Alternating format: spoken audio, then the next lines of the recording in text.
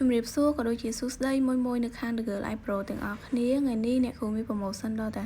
50% ទៅលើសេវាកម្ម Peel ព្យាបាលមុនរោលចំពោះសេវាកម្មនេះធ្វើឲ្យមិនត្រឹមតែបាត់មុនទេវាក៏ជួយបណ្ដុះកោសិកាថ្មីផងដែរមុននឹងចូលដល់ដំណាក់កាលព្យាបាលមុនជាដំបូងគឺយើងលាងសម្អាតមុខភ្ញៀវឲ្យស្អាតជាមួយនឹង foam ដែលយើងប្រើប្រចាំហាងរបស់យើងចំពោះ foam ដែលយើងប្រើវិញគឺយើងតម្រូវទៅតាមស្បែករបស់ភ្ញៀវយើងតែម្ដងចំពោះការព្យាបាលនេះផងដែរគឺវាមានរហូតដល់ទៅ7 step ហើយ step នីមួយៗគឺវាមានអត្ថប្រយោជន៍ផ្សេងគ្នាកំឡុងពេលធ្វើសេវាកម្មនេះគឺអត់មានការឈឺចាប់អីទេបងអូនអាចមើលតាមវីដេអូជាក់ស្ដែងបានតែបើសិនជាបងអូនមានមុនច្រើនជាងបងអូនស្រីនៅក្នុងវីដេអូធ្វើ step ខ្លះអាចនឹងរៀងលមាស់មុខតិចតួចលមាស់មុខនឹងសួរថាធំបានអត់ធំបានមិនមែនលមាស់ដល់ថ្នាក់ឡើងដូចជាប្រទាលតាអាឬក៏ក្រហមស្បែកមុខរបស់បងអូនធ្វើឲ្យស្បែកមុខរបស់បងអូនមានបញ្ហាគឺអត់ទេធ្វើសេវាកម្មនេះហើយអត់មានការឈឺចាប់សំខាន់គឺយើងមាន promotion ដល់ទៅ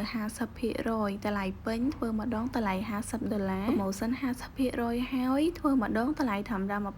$25សំខាន់ធ្វើសេវាកម្មនឹងហើយអត់មានប៉ះពាល់ដល់ស្បែកមុខរបស់បងអូនអ្នកគ្រូធានាជូនមកចឹងសម្រាប់បងអូនមិនថាបងអូនមានមុនច្រើនឬក៏មុនតិចទេបងអូនព្យាបាលឬក៏លាបផលិតផលលាបអីហើយនៅតែអត់បាត់បងអូនអាចងាកមកធ្វើសេវាកម្មព្យាបាលមុខនៅខាង The Girl I Pro យើងបានដោយសារតែស្បែកយើងម្នាក់គឺខុសគ្នាអញ្ចឹងហើយមុនកាត់មកក៏ខុសគ្នាដែរអ្នកខ្លះសបោមុនខ្ទុះអ្នកខ្លះទៀតសបោមុនកប់អីចឹងទៅចឹងហើយទៅអ្នកគ្រូតម្រូវឲ្យបងអូនមកពិភាក្សាដល់ហាងដើម្បីឲ្យអ្នកគ្រូមើលស្បែករបស់បងអូនជាក់ស្ដែងថាតើបងអូនគួរតែព្យាបាលប្រភេទមួយណាដើម្បីឃើញផលលឿនចឹងណាព័ត៌មានបន្ថែមបងអូនអាចឆាតចុះ Page ឬក៏ Telegram ដើម្បីសាកសួរព័ត៌មានសិនក៏បាន